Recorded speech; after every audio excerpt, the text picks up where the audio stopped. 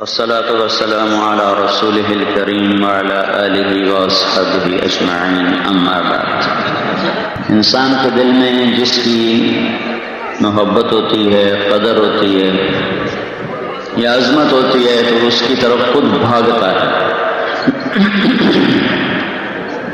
جس کو دل میں کوئی جگہ نہ دیتا ہو اس سے طبیعت خود ہٹ جاتی ہے۔ یہ خیال مجھے ابھی آیا جب میں نے سلام پھیرا تو ادھر سے یہ سارے نوجوان بھاگ کے آگے آئے، سنتیں کوئی نہیں پڑھی، بھاگ کے آگے آئے، ادھر سے بھی بھاگ کے آئے کہ بے ہم شاہد کو زیادہ قریب سے دیکھیں۔ لیکن اللہ کتنا بڑا ہے، اس کا حکم چھوڑ دیا۔ یہ پنکھا پیچھے چلے، یہ پنکھا ہاں پیچھے چلے، ہٹائیے۔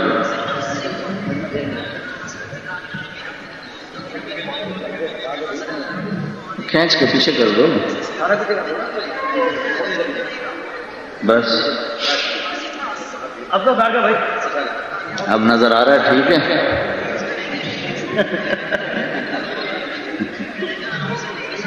تو یہ مجمع بھاگ کے آیا، انہوں نے سنتیں چھوڑ دی۔ ایک سجدہ زمین آسمان سے زیادہ قیمتی ہے۔ شاہد آج کرکٹ اچھی کھیلنا بند کر دے، تم لوگ سلام بھی نہیں کرو، دیکھنا تو کہو گے تم اس کو انڈے مارو گے، ٹماٹر مارو گے۔ یہ ہوتا ہے جب ٹیم کامیاب ہو کے آتی ہے تو لوگ پھول لے کے کھڑے ہوتے ہیں، جب وہ ہارتے ہیں تو خود بھی اکٹھے نہیں آتے، کوئی کراچی نکل جاتا ہے، کوئی لاہور نکل جاتا ہے، کوئی لندن چلا جاتا ہے، کوئی امریکہ چلا جاتا ہے، تو ان کو پتہ ہے کہ آگے انڈے پڑیں گے اور ٹماٹر پڑیں گے۔ تو چلو مجھے یہ خوشی ہے اس بہانے یہ اتنے نوجوان، یہ بچے سارے مسجد میں آ گئے۔ اللہ نہ کرے میری یہ بات صحیح ہو، غلط ہی ہو، لیکن ایسے ہی بدگمانی ہے کہ بہت سے ایسے ہوں گے جو آج پہلی دفعہ مسجد میں آئے ہوں گے، بے چلو شاہد کو دیکھیں۔ تو میں نے کل بھی کہا بھائی چلو شاہد کی وجہ سے اتنا تو ہوا کہ ہمارے علاقے کے بہت سے نوجوان جنہوں نے کبھی مسجد میں قدم بھی نہیں رکھا تھا وہ بھی مسجد میں آ گئے، کبھی نماز نہیں پڑھی تھی سجدہ دے دیا۔ تو رات میں نے ان سے نماز کا وعدہ لیا وہاں میاں چنو میں، تو مجھے ایک محلے کے ساتھی بتا رہے تھے کہ ہمارے محلے سے جتنے نوجوان گئے تھے سب نے واپس آ کے یہ عہد کیا کہ ہم آج کے بعد کم از کم نماز نہیں چھوڑیں گے۔ انہوں نے ڈائریاں بنائی ہیں، نام لکھے، اور جو مسجد میں نہیں آئے گا اس کے بغیر حاضری لگائیں۔ تو میرے محترم بھائی اور دوستو، اللہ تعالیٰ ہے کسی کو شہرت دیتا ہے، کسی کو گمنام کرتا ہے، کسی کو عزت دیتا ہے، کسی کو ذلیل کرتا ہے، کسی کو رزق دیتا ہے، کسی کو تنگی دیتا ہے، کسی کو بادشاہی دیتا ہے، کسی کو فقر دیتا ہے۔ ان ساری شکلوں میں اللہ میرا اور آپ کا امتحان لیتا ہے۔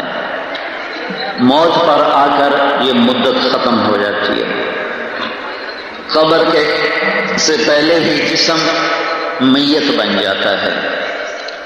میں مکہ میں تھا جب ملک فہد فوت ہو گیا، اس سے پہلے جو بادشاہ تھا، تو اس کی نماز جنازہ ہوئی، تو باقی جو نماز جنازہ تو چارپائی پہ رکھا ہوا آتا ہے، فہد کا جنازہ انہوں نے صف پہ رکھا، چارپائی پہ بھی نہیں تھا، صف کے اوپر اس کا جنازہ رکھا گیا۔ ساری دنیا میں چارپائی ہوتی ہے لیکن اس کا جنازہ انہوں نے زمین پہ، اس کی میت زمین پہ پڑی ہوئی تھی۔ اور جیسے اعلان ہوتا ہے الصلاۃ علی المیت، اس کا بھی یہی اعلان ہوا الصلاۃ علی المیت، کہ ایک مردہ ہے اس کا جنازہ پڑھو۔ تو موت میرے عزیز ہو، میرے بھائی ہو، بادشاہ ہو، مشہور ہو، فقیر ہو، امیر ہو، موت آ کر ایک نیا جہان دکھاتی ہے، جہاں نہ پیسہ چلتا ہے، نہ شہرت چلتی ہے، نہ عزت چلتی ہے، نہ یہاں کے مرتبے چلتے ہیں، وہاں صرف حضرت محمد صلی اللہ علیہ وسلم کی پاک زندگی کا سکہ چلتا ہے۔ جو میں ابھی برطانیہ گیا تھا تو میں وہاں یہ بات روزانہ کہتا تھا کہ بھائی محمدی پاسپورٹ بنوا لو اگر جنت میں جانا ہے۔ وہاں جن پاکستانیوں کو وہاں کا پاسپورٹ مل گیا ہے وہ بڑا فخر کرتے ہیں کہ ہمارا برٹش پاسپورٹ ہے، تو اس تاثر میں کہا کرتا تھا بھائیو صرف ایک پاسپورٹ ہے جس پر جنت کا ویزا لگ سکتا ہے، باقی دنیا میں کوئی پاسپورٹ نہیں ہے جس پہ اللہ جنت کا ویزا لگائے گا، اور وہ صرف اور صرف محمدی پاسپورٹ ہے۔ حضرت محمد صلی اللہ علیہ وسلم کی پاک زندگی وہ ہے تمہارے لیے جنت کا پاسپورٹ اور جنت کا راستہ۔ پھر وہ طارق جمیل اپنا لے، شاہد فریدی اپنا لے، وہ ہمارے محلے کا چپڑاسی اپنا لے، یا باہر ریڑھی لگانے والا اپنا لے، جو غلام محمد بنے گا، جو غلام رسول بنے گا، وہ موت کے بعد اپنے پاسپورٹ کے ساتھ جنت میں جا سکتا ہے۔ جس کے پاس محمدی پاسپورٹ نہیں ہے، جس کے پاس محمد رسول اللہ صلی اللہ علیہ وسلم کی پاک زندگی نہیں ہے، وہ آگے جا کر بازی ہار جائے گا، چاہے وہ مشہور ہو یا وہ گمنام ہو، بادشاہ ہو، فقیر ہو۔ محمود غزنوی نے، محمود ایک بادشاہ گزرا ہے، اس نے 33 سال حکومت کی، اور دنیا میں 4 بڑے لوگ ہیں جنہوں نے دنیا میں سب سے زیادہ ملک فتح کیے، 4 آدمی۔ ان میں پہلا نمبر چنگیز خان ہے، دوسرا نمبر محمود غزنوی ہے، تیسرا نمبر تیمور ہے، تیسرا نمبر سکندر ہے رومی یونانی، اور چوتھا نمبر تیمور ہے۔ اس میں 2 مسلمان ہیں، 2 کافر ہیں۔ ان میں ایک مسلمان کافر جیسا مسلمان تھا کہ صرف اس کا دین اسلام تھا، باقی اس بدبخت نے ہر جگہ کھوپڑیوں کے مینار اور ان پر تیل ڈلوا کے ان کو آگ لگواتا تھا، اور ان پر چربی ڈلوا کے پھر اس کو آگ لگواتا تھا، اور مار دینا، اور مسلمانوں پہ ہی اس نے حملے کی، کسی ایک کافر ملک پہ اس نے حملہ نہیں کیا، ساری زندگی وہ مسلمانوں کو لوٹتا رہا۔ ہندوستان میں بھی آ کر اس نے لوٹ مار کی، بہت قتل و غارت اس نے مچایا، اللہ ہی اس کی قبر کو آگ سے بھرے۔ تو بہت ظلم کیا اس نے، بہت ظلم کیا۔ تو ان 2 تو کافر ہیں، اس لیے ان کی میں بات نہیں کرتا، مسلمان ہونے کے ناطے اس پہ گلہ آتا ہے کہ اس بدبخت نے کیا ظلم و ستم کیے ملک لوٹنے کے لیے۔ ایک محمود ہے، محمود، یہ 410 ہجری میں مرا ہے، 410 ہجری، یعنی اس کو مرے ہوئے اس وقت وہ 1019 سال ہو چکے۔ 1974 میں غزنی میں زلزلہ آ گیا، یہ ظاہر شاہ کی حکومت تھی، اس کی قبر غزنی میں ہے، اس کی قبر پھٹ گئی۔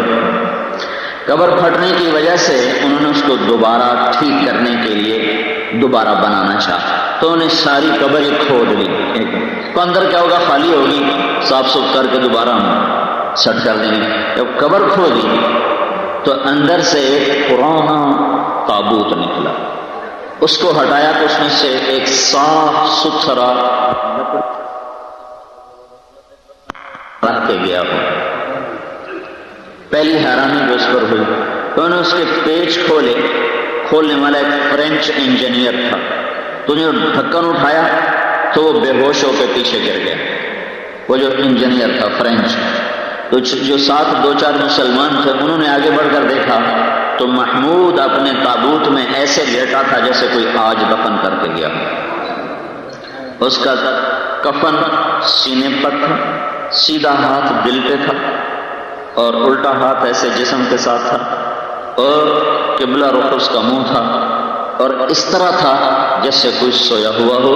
انہوں نے اس کے ہاتھ لگایا، نرم جسم چھوا، نرم، اس کی داڑھی کا ایک بال بھی نہیں گرا ہوا۔ اس کو قبر میں گئے ہوئے 1000 سال گزر چکا ہے، اور وہ کوئی کسی خانقاہ کا شیخ نہیں تھا، کسی مدرسے کا شیخ الحدیث نہیں تھا، کسی سلسلے کا بڑا پیر نہیں تھا، وہ ایک بادشاہ تھا جس نے 33 سال حکومت کی اور فاتحین میں دوسرا نمبر لکھوایا اور 1000 برس قبر میں رہنے کے بعد قبر اس کو ہاتھ نہیں لگا سکی، یہ محمدی پاسپورٹ لے کے قبر میں گیا تھا۔ بادشاہ ہے لیکن پاسپورٹ محمدی ہے، تو اللہ نے اس کو ایسی زندگی عطا فرمائی کہ وہ قبر میں جا کر بھی قبر کی گرمی اس کو نہیں گلا سکی، قبر کے اندھیرے اس کا کچھ نہیں بگاڑ سکے۔ یہ حضرت محمد صلی اللہ علیہ وسلم کی پاک زندگی میں اللہ تعالیٰ نے ایسی طاقت رکھی ہے۔ تو میرے بھائیوں، شاہد کے بہانے آپ کو جمع کرنا تھا کہ چلو آپ اتنی بات سن کے جاؤ کہ اللہ کے سامنے ایک دن کھڑے ہونا ہے اور اپنی زندگی کا حساب دینا ہے، اور اچھا کیا تو جزا ملے گی، برا کیا تو سزا ملے گی۔ یہ میرے اللہ کا قانون ہے کہ جو اللہ اس کے رسول کی مان کر چلے گا وہی دنیا اور آخرت کی عزت پائے گا، اور یہ میرے اللہ کی اٹل بات ہے، جو اللہ اس کے رسول کی نہیں مانے گا وہ دنیا اور آخرت میں برباد ہو جائے گا، ذلیل ہو جائے گا۔ یہ پیغام آپ تک پہنچ جائے، یہ بات آپ کے کانوں پہ دستک دے دے کہ ہاں ہم نے سنا تھا کہ وہ کہہ رہے تھے اللہ کی ماننے والے کامیاب اور اللہ کی نہ ماننے والے ناکام اور ہلاک ہیں۔ پھر اللہ تعالیٰ نے اس مضمون پر کامیاب اس کس کو کہتے ہیں؟ جو ہمارے ماحول میں جو ذمہ دار اپنی فصل اچھی کر لے تو کہتا بڑا کامیاب ذمہ دار، سیاسی ماحول میں جو MP بن جائے، MNA بن جائے، آگے وزیر بن جائے، بڑا کامیاب، وزیر اعظم بن جائے، بڑا کامیاب، تعلیم کی لائن میں کوئی ڈاکٹر بن جائے، انجینئر بن جائے، بڑا کامیاب، کھیل کی لائن میں کوئی اچھا کھیلنے والا بن جائے تو بڑا کامیاب۔ یہ ہے ہماری ساری کامیابی کا مفہوم اور مطلب۔ میرے بھائیو، ایک مطلب میرے اللہ نے بیان کیا ہے، وہ سن لو۔ میرے سر میں بہت درد ہے، میں صرف وہ بات کر کے پھر شاہد کو موقع دوں گا، وہ آپ سے بات کرے گا، آپ آئے بھی اس کی بات سننے ہو۔ یہ بات تم دیکھو کہ اتنے مشہور آدمی کو تلمبے میں کیا چیز لائی ہے؟ طارق جمیل کوئی بہت بڑا بادشاہ ہے یا بہت بڑا کرکٹ بورڈ کا چیئرمین ہے جس کی خوش آمدید میں آ گیا ہے، یا کوئی بہت بڑا وہ پاکستان کا سیاسی آدمی ہے؟ میں تو ایک متوسط درجے کا ذمہ دار ہوں اور ایک عام مسلمان ہوں، لیکن ایک دین کی نسبت ہے۔ جب ان لوگوں کے اندر دین کی قدر آئی تو یہ کہاں سے چل کے بائی روڈ کراچی سے یہاں پہنچ گئے ہیں۔ تو اتنا تو آپ بھی سمجھو کہ دین کتنی ضروری چیز ہے کہ جن آدمیوں کو سکرین پہ دیکھا جائے ان کا تو تکبر انہیں کہیں ٹکنے نہیں دیتا، ان کی گردن میں سلاخیں گھس جاتی، وہ کسی کو خاطر میں نہیں لاتے۔ تو تم یہ دیکھو، یہ ایک سبق ہے میرے عزیزو، سبق ہے اللہ کے واسطے۔ میں تمہارے علاقے کا آدمی ہوں، میں تمہیں بار بار سناتا رہتا ہوں، دیکھو ہاتھ جوڑتا ہوں کہ اللہ کی ماننے والے بنو۔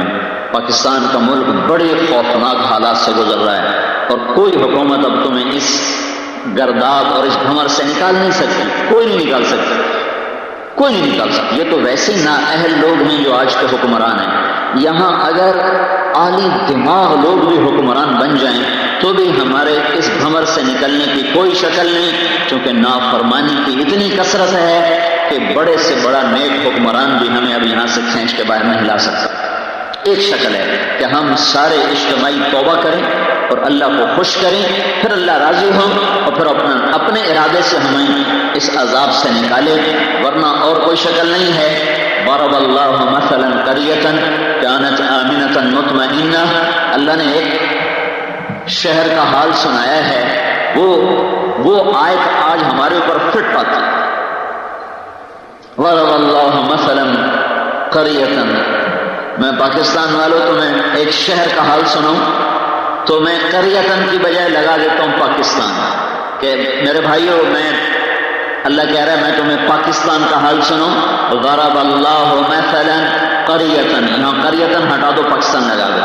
اللہ تمہیں کہانی سناتا ہے پاکستان کی، کانت آمنتن، یہ بڑے امن کا ملک تھا، یہاں عزتوں کا احترام تھا، یہاں غیرت تھی، یہاں رشتوں کی قدر تھی، مطمئنہ، یہاں اطمینان تھا، کوئی چوری ڈاکے کا خطرہ نہ تھا، کوئی لوٹ مار کا خطرہ نہ تھا۔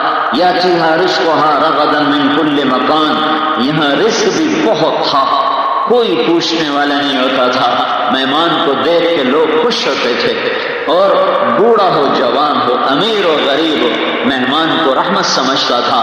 ان کا رزق چاروں طرف سے ان کے پاس کھچ کھچ کے آ رہا تھا۔ پھر کیا ہوا؟ فکفرت بانعم اللہ، پھر وہ میرے شکر گزار بننے کی بجائے میرے نافرمان بن گئے۔ کفرت، ناشکر ہوئے میری نعمتوں کے، بانعم اللہ، پھر انہیں میری نعمتوں کے ناشکر ہوئے۔ پھر میں نے کیا کیا؟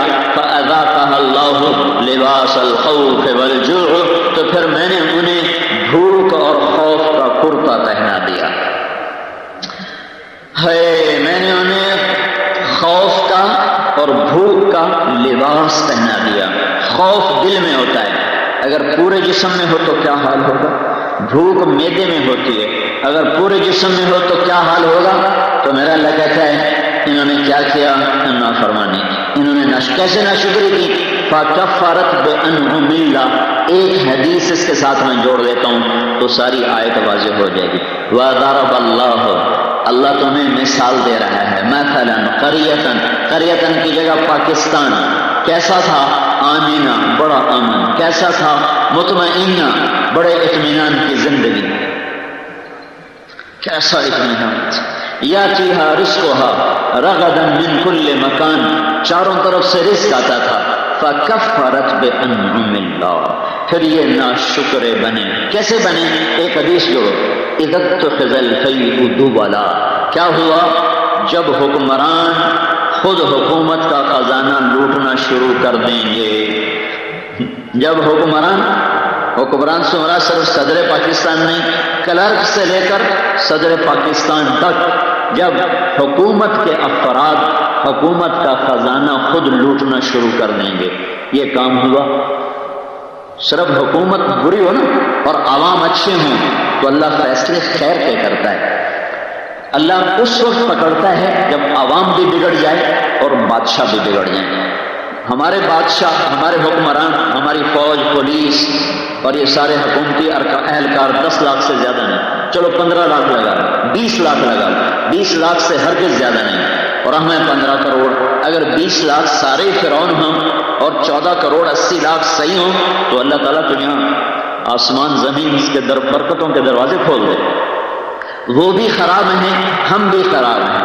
تو اب پہلے حکمرانوں کی بات آئی کہ جب حکمران طبقہ یعنی کلرک بھی حکمران ہے اور سپاہی بھی حکمران ہے، تھانے دار بھی حکمران ہے، ڈی ایس پی بھی حکمران ہے، حکومت الگ الگ، جب یہ خود لوٹنا شروع کریں گے، وز امانت و مغنمہ، اب عوام کی بات آئی، جب لوگ امانتیں خود کھا جائیں گے، امانتیں خود کھا جائیں گے، امانت رکھی جائے گی، ہڑپ کر جائیں گے۔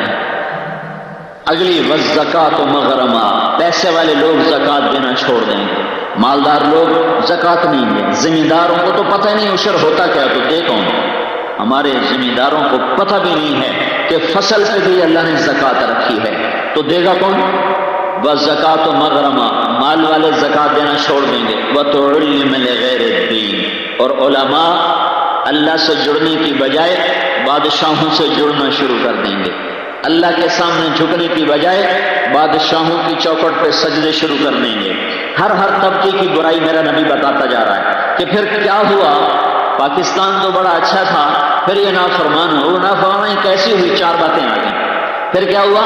وَأَطَاعَ الرَّجُلُ زَوْجَتَهُ، لوگوں نے بیویوں کی فرما برداری شروع کر دی، وَعَقَّ أُمَّهُ، اور ماؤں کے نافرمان ہو گئے، وَأَدْنَا صَدِيقَهُ، دوست کا استقبال کیا، وَأَقْصَى أَبَاهُ، اور باپ کے بدتمیز ہو گئے، باپ کی بےعزتی، دوست کی عزت۔ اور کیا ہوا؟ وَصَادَ الْقَبِيلَةَ فَاسِقُهُمْ، قبیلے کا سردار نافرمان بنا، وَكَانَ رَئِيسُ الْقَوْمِ أَرْذَلَهُمْ، نکمے نااہل لوگ حکمران بنے. وَأُكْرِمَ الرَّجُلُ مَخَافَةَ شَرِّهِ، ایک دوسرے کو سلام بھی کر رہے ہیں اور اندر میں بغض بھی چھپا ہوا ہے، ایک دوسرے کی نفرت بھی ہے اور سلام بھی کر رہے ہیں، ہنس بھی رہے ہیں، جناب کیا حال ہے والے ٹھیک ہو، اندر میں نفرت چھپی ہوئی ہے. اور کیا ہوا؟ وارتفعت الاصوات فی المساجد، مسجدوں میں فرقہ واریت شروع ہو گئی، اور مسجدیں مرکز اسلام تھیں وہ مرکز فرقہ بن گئی، اور ہر فرقے کی مسجد الگ الگ بن کر متعین ہو گئی، اور وہاں محبت کی بات پھیلنے کی بجائے نفرت کی باتیں چلنے لگیں، اور فرقہ واریت نے آپس میں توڑ کے رکھ دیا. اور کیا ہوا؟ وظہرت القینات والمعازف، اور موسیقی عام ہو گئی. مامو شیر بازار میں گانا ہی گانا، اور یہ تلمبے کے چوک میں گانا ہی گانا، ہوٹلوں پہ گانا، گاڑیوں میں گانا، بسوں میں گانا، موٹروں میں گانا، موٹر سائیکل پہ ٹریکٹر والے بے وقوف خود کچھ نہیں سنتے، دعائیں نہیں سنائی جاندے. یعنی کہ وہ یہ چگل جہان دے بنا مرادو اور تنوں آپ تو سنیں گے کا شک کوئی نہیں. ٹریکٹر تے ٹرالی دی گھاں گھاں میں تو کی سننا، سارا جگ جہان سنی جاندہ ہے. آپ انہوں ایک شے نہیں سنیں گی بھائی تو سارے جہان میں سنائی جاندہ ہے. ٹریکٹراں تے بھی گانے لگے، ٹرالیاں تے بھی، کھوتے ریڑیاں تے گانے لگے. وظہرت القینات والمعازف، گانا عام ہو گیا اور گانے والیاں محترم ہو گئیں اور گانا چاروں طرف پھیل گیا. اور کیا ہوا؟ وشربت الخمور، اور شراب پی گئے، شراب پی گئی. اور کیا ہوا؟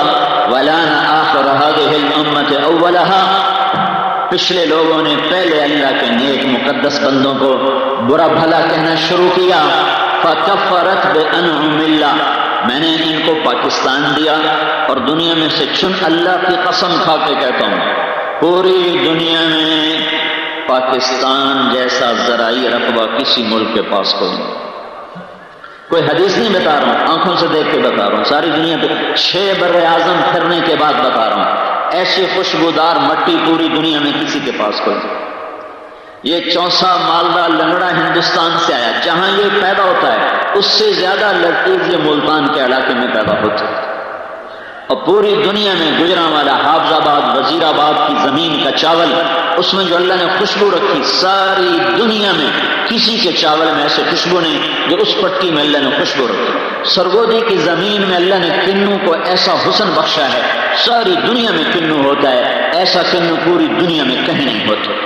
سوات کے پھولوں میں ایسی مہک ہے، ایک پتی توڑ کے مسجد میں رکھو ساری مسجد مہکنے لگ جائے گی. امریکہ کے 1000 من پھول ڈال دو تو آپ ہی گندو سن خوشبو بھی چکا نہیں آئے. میں تمہیں دیکھ کے بتا رہا ہوں، اللہ نے اس خطے کو چن کے دیا مسلمانوں کو، چن. اس کا جغرافیائی، اس کے سرحد، اس کا سمندر، اس کا اسلامی ملکوں کے ساتھ ربط، ایک عجب حسین، ایک عجب نظام. لیکن کیا ہوا؟ دوبارہ سنو، حکمرانوں نے پیسہ خود کھایا، امانت دار امانت کھا گئے، مالداروں نے زکوٰۃ دینا چھوڑی، علماء نے بادشاہوں سے تعلق بڑھانے شروع کیے، اللہ سے تعلق توڑ دیے.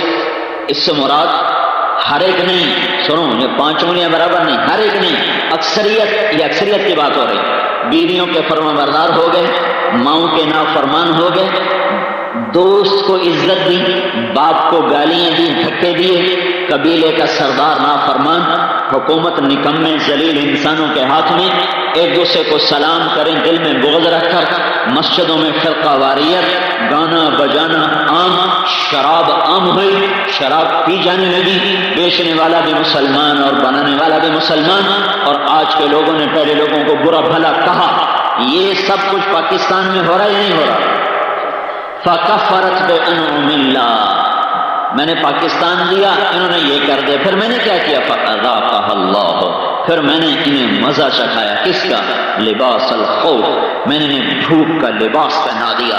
ہمارے بادشاہ بھی ڈرے ہوئے، ہمارے غریب بھی ڈرے ہوئے. لیکن ہم میں کہتا ہوں حکومتوں کے خلاف جلوس نکالنے چھوڑ دو. ڈرا ہوا تمہیں امن دیکھ سکتا ہے، بھوکا تمہیں روٹی دے سکتا ہے، خوف زدہ تمہارے خوف دور کر سکتا ہے؟ وہ تو خود بھوکے، وہ خود خوف زدہ، خود بے امن، تمہیں کیسے امن دیں گے؟ اللہ سے جوڑ بٹھاؤ، اللہ سے جوڑ بٹھاؤ، اللہ سے جوڑ بٹھاؤ، وہ ہر جگہ تمہارے ساتھ، تمہاری شارک سے قریب، اس کے وہ ساتھی بنا لو تو نیچے سے لے کر اوپر تک سارے نظام تو اللہ چلاتا اور بناتا ہے۔ ابھی یہ آیت میرے نافرمان ہوئے، پھر میں نے انہیں خوف اور بھوک کا لباس پہنا دیا۔ جتنے ہمارے بادشاہ خوف زدہ ہیں اتنے ہم نہیں، جتنے ہمارے افسر خوف زدہ ہیں اتنے ہم نہیں ہیں، جتنے ہمارے وزیر خوف زدہ ہیں اتنے ہم نہیں ہیں۔ تو میرے بھائیوں جو خود ڈرے ہوئے ہوں وہ لوگوں کو کیا امن دیں گے؟ لہذا یہ ایک آیت اس وقت پکار کے کہہ رہی ہے کہ پاکستان والوں توبہ کرو، توبہ کرو، اللہ کو راضی کرو، ہم آخری بازی کھیل رہے ہیں، یہ بھی ہار گئے، اس کے بعد ہمارے لیے گنجائش کوئی نہیں ہے خطا کی۔ میرا اللہ قرآن میں بتا رہا ہے میں نے قوموں کو مٹا دیا، کب؟ جب وہ اہل نہ رہے میں نے مٹا دیا۔ تو اس وقت میرے بھائیو دنیا کا سب سے بڑا ویلفیئر کام، دنیا کا سب سے بڑا سوشل کام ہے لوگوں سے توبہ کراؤ، خود توبہ کرو، لوگوں سے توبہ کراؤ۔ کہیں اس غفلت میں کوئی اور نظام چلا تو کوئی بھی اس سے روک نہ سکے گا۔ اس وقت میرے اللہ کی ناراضگی کے آثار ہیں، انہیں اس کو راضی کرنا ہے تو سب طرف سے توجہ ہٹا کر ایک اللہ کی رضا کو حاصل کرنے کے لیے اپنا زور لگاؤ۔ اور لوگوں کے بھی، تم سب نوجوان آئے بیٹھے ہو، تمہارے سامنے ہاتھ جوڑتا ہوں، ماں باپ کی نافرمانی سے توبہ کرو، گانے سننے سے، ننگی فلمیں دیکھنے سے، آج ساری رات ننگے ناچ دیکھے جاتے ہیں، ننگی فلمیں دیکھی جاتی ہیں، مجھے بتاؤ میرے اللہ کا غضب نہ آئے تو کیا آئے؟ یہ تم اسلام آباد میں شیخ عبد القادر جیلانی کو بھی بادشاہ بنا دو تو بھی تلمبے کی تقدیر نہیں پلٹ سکتی۔ تلمبے کا نوجوان ماں باپ کا نافرمان ہو، اذان سن کے مسجد نہ آئے، ماں باپ کو آنکھیں دکھائے، رات کو بیٹھ کے ننگی فلمیں دیکھے، چلتے ہوئے گانے سنے، بازار میں بیٹھ کے جھوٹ بولے، بات بات پہ گالی دے، وعدہ خلافی کرے، اور ایک گول پہ بدل جانا، ایک پاؤں پہ بدل جانا، وہ اپنا کام سمجھے۔ ایسے معاشرے پر میرے بھائیوں جب تک اجتماعی توبہ نہ ہوگی میرے اللہ کی رحمت کے دروازے نہیں کھلیں گے۔ میں منت کرتا رہا، جب تم اکٹھے ہوتے ہو میں خود بھی گنہگار ہوں، میں اپنے آپ کو شامل کر کے کہتا ہوں مجھے بھی توبہ کی ضرورت ہے، تمہیں بھی توبہ کی ضرورت ہے۔ اللہ کے واسطے، اللہ کے واسطے، اللہ کے رسول کے واسطے توبہ کرو، مسجدیں بھرو اور اپنے بازاروں سے جھوٹ نکالو، ناپ تول کی کمی نکالو، غلط بول نکالو۔ چند بول جھوٹ بول کے 100 200 400 کما لینا یہ ہمیشہ کی ہلاکت اور بربادی کا سامان ہے۔ میرے بھائیوں اگر میرے نبی کی دعائیں نہ ہوتی تو ہمارے بازاروں پہ وہ عذاب آتا جو شعیب علیہ السلام کے قوم کے بدماش تاجروں پہ آیا تھا، اور ہماری عوام پہ وہ عذاب آتا جو اللہ نے پہلی قوموں پہ بھیجا تھا۔ دعا دو محمد مصطفیٰ صلی اللہ علیہ وسلم کو جو جاتے جاتے اللہ کو منا گئے۔ میرے بعد میری امت کے ساتھ کیا کرو؟ ہاں جانے کا وقت تھا دنیا سے تو جبریل نے آ کر کہا یا رسول اللہ وقت آ گیا ہے، موت کا فرشتہ باہر ہے، اندر آنے کی اجازت چاہتا ہے۔ تو آپ نے کہا آنے دو، ان کو کوئی پہچانتا ہی کوئی نہیں، تو یہ ناکامی نہیں، یہ کامیابی نہیں۔ اللہ تعالیٰ نے اس مضمون کو سمجھانے کے لیے جتنا زور قرآن میں دکھایا ہے اتنا پورے قرآن میں کسی بات پہ زور نہیں دکھایا کہ دنیا شروع سے اس دھوکے میں چلی آئی کہ وہ عزت اور دولت اور شہرت کو کامیابی سمجھتے ہیں اور کچھ نہ ملنے کو ناکامی سمجھتے ہیں۔ تو چونکہ اس میں بہت لوگ فیل ہوئے اور فیل ہو رہے ہیں اور فیل ہوتے رہیں گے، تو اس مضمون کو اللہ تعالیٰ نے بیان کرنے کے لیے قسم اٹھائی، قسم کا سہارا لیا۔ میرے اللہ کو قسم اٹھانے کی ضرورت کوئی نہیں ہے، وہ کہتا ہے الف لام میم ذالک الکتاب لا ریب فیہ، کہتا میری بات قسم سے بالا تر، شک و شبہ سے بالا تر۔ اس کے بعد اگر اللہ ایک بھی قسم اٹھا دے تو بہت عظیم ہے، 2 اٹھا دے تو اس سے عظیم، 3 اٹھا دے تو اس سے عظیم۔ لیکن سنو میں کیا کہہ رہا ہوں، سنو میں کیا کہہ رہا ہوں، کون ہے کامیاب، کون ہے ناکام؟ اس پر اللہ نے 7 قسمیں اٹھائی ہیں، 7۔ کتنی بھائی؟ 7 قسمیں، 7۔ اللہ بغیر قسم کے بھی کہہ دیتا، ہمیں اعتبار تھا، پھر اللہ ایک قسم اٹھاتا بات اور وزنی ہو جاتی۔ 7 قسمیں کہ والشمس وضحاها والقمر اذا تلاها والنهار اذا جلاها واللیل اذا یغشاها والسماء وما بناها والارض وما طحاها ونفس وما سواها فالہمها فجورها وتقواها. یہ 7 قسمیں آگے میرے بندو لمبے والو. مجھے سورج اور اس کی روشنی کی قسم، پیچھے آنے والے چاند کی قسم، روشن کرنے والے دن کی قسم، چھا جانے والی رات کی قسم. 4 قسمیں، 3 میں اب اپنے آپ کو شامل کیا. آسمان آسمان کے بنانے والے کی قسم، زمین زمین کے بنانے والے کی قسم. پھر اللہ میری طرف متوجہ ہوا، اے انسان مجھے تیری جان، مجھے سورج اور اس کی روشنی کی قسم، پیچھے آنے والے چاند کی قسم، روشن کرنے والے دن کی قسم، چھا جانے والی رات کی قسم. 4 قسمیں، 3 میں اب اپنے آپ کو شامل کیا. آسمان آسمان کے بنانے والے کی قسم، زمین زمین کے بنانے والے کی قسم. پھر اللہ میری طرف متوجہ ہوا، اے انسان مجھے تیری جان اور تیری جان کے بنانے والے رب کی قسم. اب تو میری سن میں کیا کہہ رہا ہوں. تم انسانی فطرت دیکھو، اگر کوئی آ کر تمہارے سامنے قسمیں اٹھانا شروع کر دے، او بھائی طارق جمیل، اللہ کی قسم، مولا کی قسم، رب کی قسم، قرآن کی قسم، تو تم پریشانی ہو جاؤ گے. میں گل کی گلتا 10 اللہ دا بندہ کی آخی جانا میں نے اعتبار ہے تو گلتا 10 گل کی ہے تو گلتا کرے کوئی نہ تو قسمیں چاہی جاوے تو کیسا عجب معاملہ ہوگا. تو اللہ نے بات تو بتائی نہیں، بات نہیں بتائی، پہلے شروع ہو گیا. تو لمبے والو، مجھے سورج کی قسم، مجھے چاند کی قسم، مجھے دن کی قسم، مجھے رات کی قسم، مجھے آسمان کی قسم، اس کے رب کی قسم، مجھے زمین کی قسم، اس کے رب کی قسم، مجھے تیری جان کی قسم، اس کے رب کی قسم.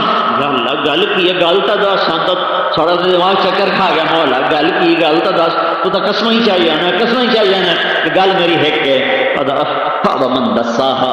یہ اپنے آپ کو پاک کرو گے تو کامیاب ہو، اور اپنے آپ کو گناہوں میں غلیظ کر کے ڈبو دو گے تو ناکام ہو. ایس گل کے 7 قسم آنا چاہیے. طارق جمیل کی شہرت کامیابی نہیں ہے، شاہد افریدی کی شہرت کامیابی نہیں ہے. کامیابی کیا ہے؟ سر سے لے کر پاؤں تک قد افلح من زکاہا. اسے پاک کرو تو تم کامیاب، اگر تم نے اسے گندا کر دیا تو تم ناکام. یہ پاک کیسے ہوتا ہے؟ یہ محمد مصطفیٰ کی غلامی سے پاک ہوتا ہے. یہ وجود کب پاک ہوتا ہے؟ جب یہ محمدی سانچے میں ڈھلتا ہے. کپڑا کب پاک ہوتا ہے؟ جب وہ پانی میں جاتا ہے. یہ وجود کب پاک ہوتا ہے؟ جب یہ محمدی سانچے میں ڈھلتا ہے، اندر اور باہر یہ پاک ہو جاتا ہے. یہ کب ناپاک ہوتا ہے؟ جب یہ محمدی سانچے کو توڑتا ہے اور نفس و شیطان کی غلامی میں آتا ہے.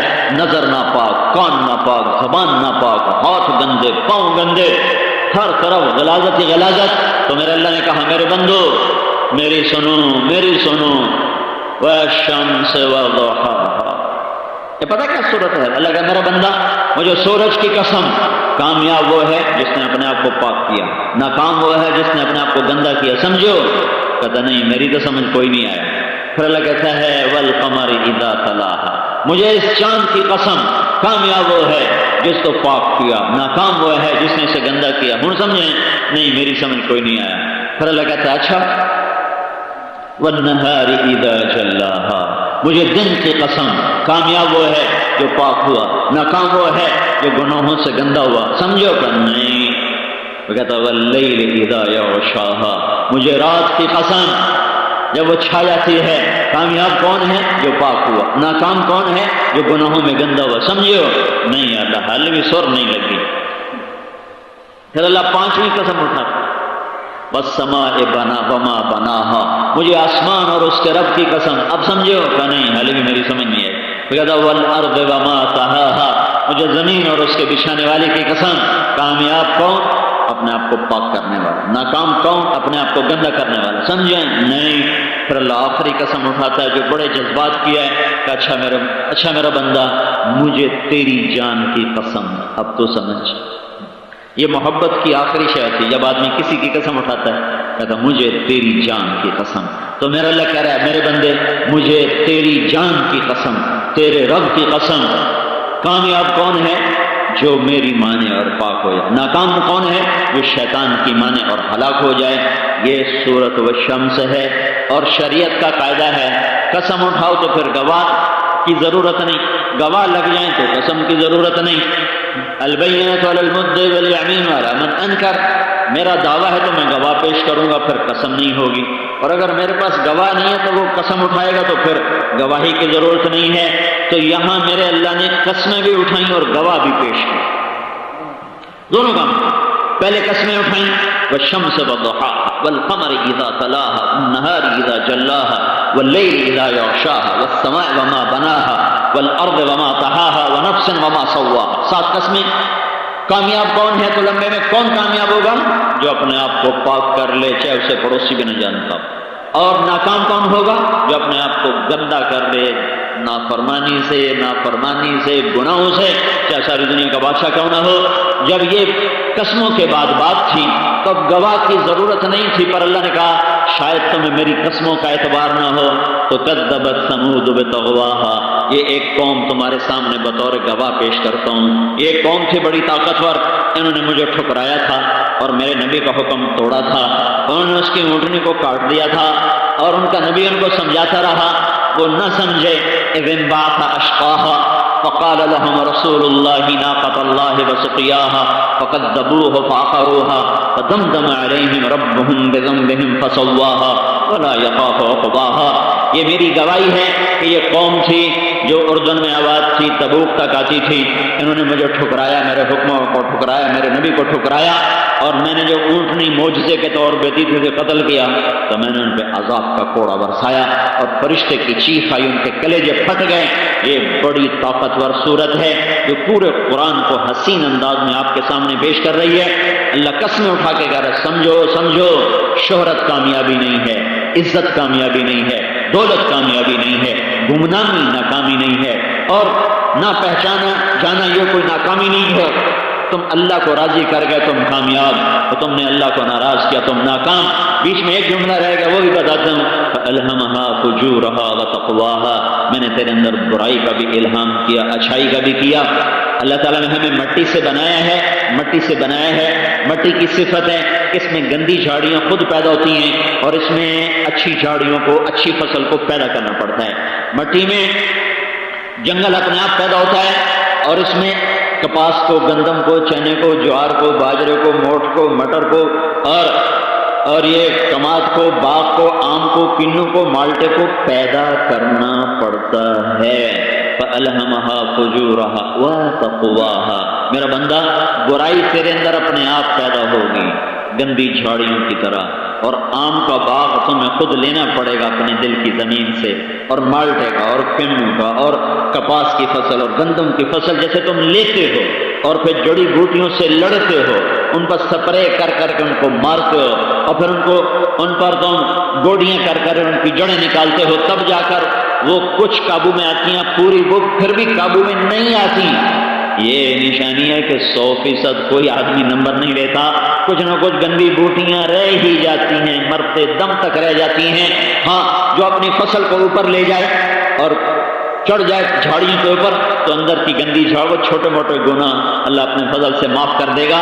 ایک قانون بتا ہے، الہمہا فجورہا، برائی تیرے اندر اپنے آپ آئے گی، وتقواہا، نیکی کو تجھے پیدا کرنا پڑے گا، وہ خود نہیں آئے گی۔ نماز نہ پڑھنے کی کوئی کوشش نہیں، نماز پڑھنے کی کوشش ہے، سمجھو۔ روزہ نہ رکھنے کی کوئی محنت نہیں، روزہ رکھنے کی محنت ہے۔ تواضع کے، تکبر کی کوئی محنت نہیں، تکبر اپنے آپ آتا ہے، لیکن تواضع کے لیے محنت کرنی پڑے گی۔ غصہ، انتقام اپنے آپ آتا ہے، معاف کرنے کو سیکھنا پڑے گا۔ یہ ہے اصل کامیابی۔ اس پہ شاہد افریدی آ جائے، طارق جمیل آ جائے، مولوی شوکت آ جائے، یہ سارا مجمع آ جائے تو کامیاب ہے۔ اگر اس سے ہٹ گیا تو میں بھی ہلاک، اور ہر وہ ہلاک ہے جو اللہ کو ناراض کر گیا۔ میرے بھائیو، یہ تبلیغ کا کام اس کامیابی کو سیکھنے اور پہنچنے کی محنت ہے۔ اس میں یہ لوگ چلے، اللہ تعالیٰ نے ان کو دین کا شوق دیا، ذوق دیا، اسی شوق میں تو آپ کے پاس آئے، ورنہ ایسے کوئی آ سکتا؟ تو دین کی عظمت ہے یہ۔ تو میں آپ سب بھائیوں سے عرض کروں گا کہ توبہ تو ماشاءاللہ میں نے آپ سے درخواست کی، آپ سب نے چلو زبان سے تو کہہ دیا، دل میں بھی کر رہے ہیں، تو ایک یہ کم از کم یہ جو مجمع جا رہا ہے 5 وقت کی نماز دے کر جاؤ، آج کے بعد نماز نہ چھوڑنا، ٹھیک ہے نا بھائی؟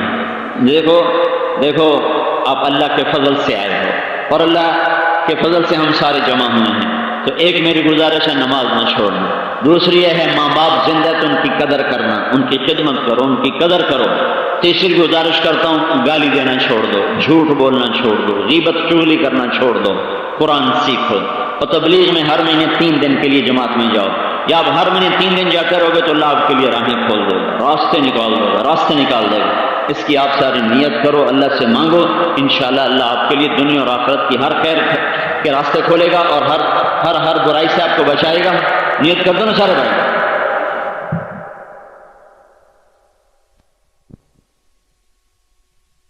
حضرت مولانا قاری جمیل صاحب دامت برکاتہم بیان فرما رہے تھے، موضوع تھا دین کی محنت۔ تیار کردہ پاک ریکارڈنگ، پہلی منزل کریم سینٹر صدر کراچی، فون نمبر 56781223۔ یاد رکھیے فون نمبر 56781223۔ اب مشہور کرکٹر شاہد آفریدی کا بیان سماعت فرمائیے۔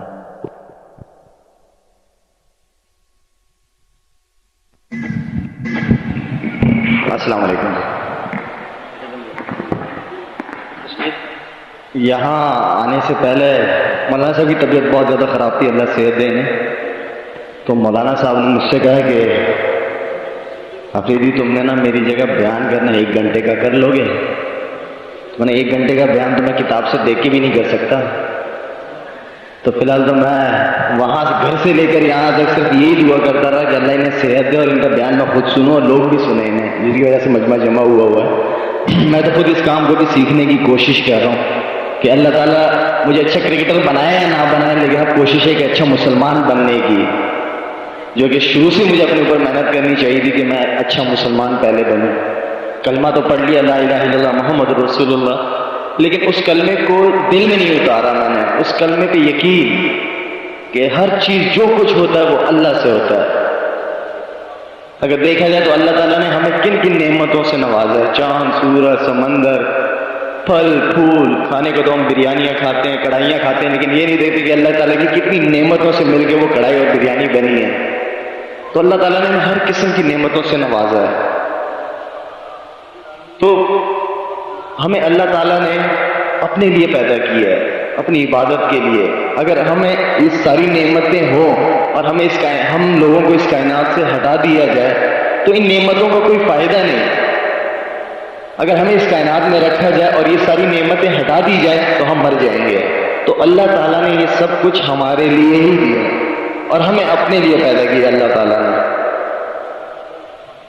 تو کوشش تو ہماری یہی ہے کہ اس کلمے کو جلد سے جلد سیکھیں، جلد سے جلد اتاریں اپنے دلوں میں، اور اس کا بہتر یہ کہ جو حضرت محمد صلی اللہ علیہ وآلہ وسلم ان کے طور طریقوں سے اگر اپنی زندگی کو گزاریں گے تو انشاءاللہ اس دنیا اور آخرت دونوں میں کامیابی ملے گی انشاءاللہ۔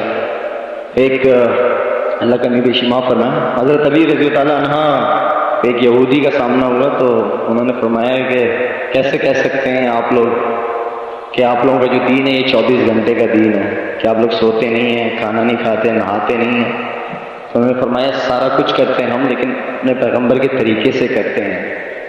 تو ان کے طریقوں کو اگر ہم لوگ اپنی زندگی میں لے کے آئیں کہ کس طرح بیٹھ کے پانی پیا کرتے تھے، کس طرح ان کا اخلاق تھا لوگوں سے بات کرنے کا، باتھ روم کس طرح جاتے تھے، کھانا کس طرح کھاتے تھے، تو اگر یہ چھوٹی چھوٹی طریقے ہم آگے سیکھیں تو انشاءاللہ اس سے ہمیں خود بخود ہی پتہ چل جائے گا۔ تو اس کے لیے ہمیں ایسے بزرگوں کے بیچ میں آ کے بیٹھنا پڑے گا، اللہ کے راستے میں نکلنا پڑے گا، سیکھنا پڑے گا، اس لیے کہ ہم حضور صلی اللہ علیہ وسلم کی امتی ہیں، آخری پیغمبر تھے ہمارے وہ۔ تو انہی کے کام کو ہم نے آگے بڑھانا ہے، لے کے جانا ہے۔ ہم خود بھی اس کام کو سیکھنے کی کوشش کر رہے ہیں اور لوگوں تک پہنچانے کی کوشش کر رہے ہیں کہ صحیح راستہ یہ ہے۔ خیر باقی تو مولانا صاحب نے آپ سب حضرات کو اچھی طرح سمجھا دیا، میں تو خود ان کا بیان سننے کے لیے بیٹھا ہوا تھا اور ان کی باتوں سے اندر کا جو جانور تھا وہ تھوڑا سو گیا تھوڑی دیر کے لیے۔ تو مولانا صاحب کے ماحول میں انشاءاللہ جو کچھ ہم نے سنا اللہ ہم سب کو اس پہ عمل کرنے کی توفیق عطا فرمائے۔ اصل بات یہ ہے ماحول کی بات ہے، جتنا ماحول سے جڑے رہیں گے اتنا انشاءاللہ ہمارے اندر جو محنت ہوگی وہ زیادہ بڑھ جائے گی، اور جتنا ہو سکے اللہ کے راستے میں نکلے۔ ہمیں بھی جہاں موقع ملتا ہے، ہم لوگ بھی بڑے مصروف ہیں، لیکن جہاں موقع ملتا ہے اللہ کے راستے میں نکلنے کی کوشش کرتے ہیں، اس دین کو سیکھنے کی کوشش کرتے ہیں، اور یہ یقین پیدا کرنا چاہتا ہوں اپنے دلوں میں کہ جو کچھ ہوتا ہے اللہ سے ہوتا ہے، اس کے سوا کسی سے نہیں ہوتا۔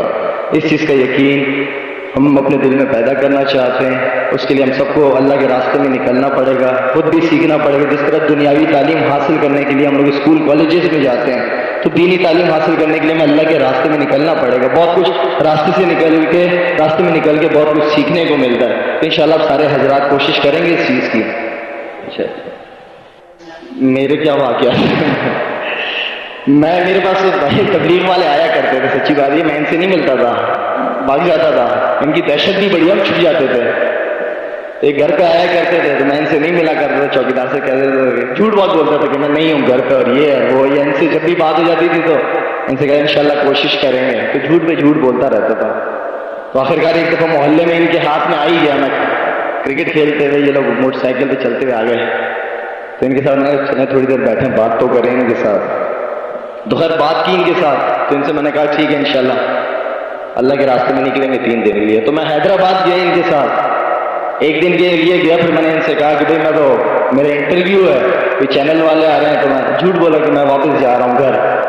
تو میں جیسے ہی گھر واپس آیا اندر گیا ہوں، پتہ نہیں کیا ہوا، پھر گاڑی میں بیٹھا پھر حیدرآباد چلا گیا، تو پورے 3 دن لگا کے واپس آ گیا۔ جو سکون مجھے ان 3 دنوں سے ملا، نماز میں پہلے بھی پڑھتا تھا لیکن ان کے ساتھ بیٹھ کے جو ایک سیکشن ہوتا ہے صبح کا کہ اس میں درس تعلیم ہوتی ہے، تو جو نماز میں پڑھتا تھا اس نماز میں میری 8 سے 9 تو غلطیاں نکل آ گئی تھیں، تو میں نے کہا یار میں اس قسم کی نماز پڑھا کرتا تھا۔ تو خیر جب بھی اب موقع ملتا ہے اللہ کے راستے میں نکلتے ہیں، ہم اپنے اعمال ٹھیک کریں، ہم غیر مسلم کو مسلمان کرنے میں کوئی دیر نہیں لگے۔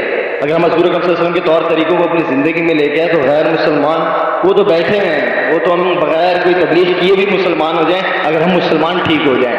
محمد یوسف کیا کہتا ہے لالا کہتا ہے لالا میں یقین مانے کہ میں کس کو دیکھ کے مسلمان ہوتا، وہی مسلمان میرے ساتھ رہ رہے تھے، ان کے اعمال ہی ایسے نہیں تھے، میں دیکھ کے کیا مسلمان ہوتا، تو یہ ہم مسلمان ہیں۔ تو انشاءاللہ ہم اپنے اعمال درست کریں۔ آج کل ہم باتیں بھی بڑی کرتے ہیں نا کہ چیزیں مہنگائی بہت ہو گئی ہے اور بہت زیادہ مہنگا ہو گیا سامان وغیرہ، حکومتوں کو بلیم کرتے ہیں، مہنگائی کچھ بھی نہیں ہوئی، یقین مانے ہمارے کاروباروں سے ہمارے رزق سے برکت اٹھ گئی ہے۔ پہلے کا مسلمان جب صبح اٹھتا تھا نا سب سے پہلے نماز پڑھا کرتا تھا، مسجد میں آ کے قرآن کی تلاوت کرتا تھا، پھر اپنے کام کاج سے نکلتا تھا گھر سے۔ آج کل کا ہمارا مسلمان بیچارہ صبح اٹھتا ہے سب سے پہلے اخبار پڑھتا ہے، پھر اس کے بعد کام کاج سے نکلتا ہے، تو یہ فرق آ گیا۔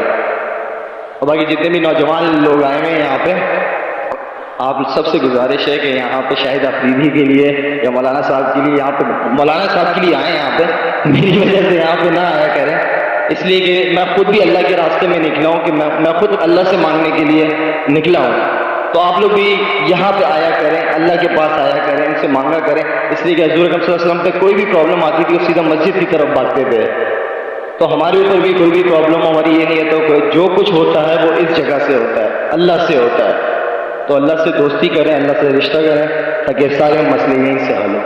تو انشاءاللہ سارے حضرات کوشش کریں گے اس چیز کی۔ وصل على محمد كما أنت أهله وافعل بنا ما أنت أهله إنك أهل التقوى وأهل المغفرة ربنا آتنا في الدنيا حسنة وفي الآخرة حسنة وقنا عذاب النار يا مقلب القلوب ثبت قلوبنا على دينك يا مصرف القلوب صرف قلوبنا على طاعتك يا مثبت القلوب ثبت قلوبنا على دينك يا مصرف القلوب صرف قلوبنا على طاعتك ربنا اغفر لنا ولإخواننا الذين سبقونا بالإيمان ولا تجعل في قلوبنا غلا للذين آمنوا ربنا إنك رؤوف رحيم ونسألك خير الدنيا والآخرة يا أرحم الراحمين وصلى الله تعالى النبي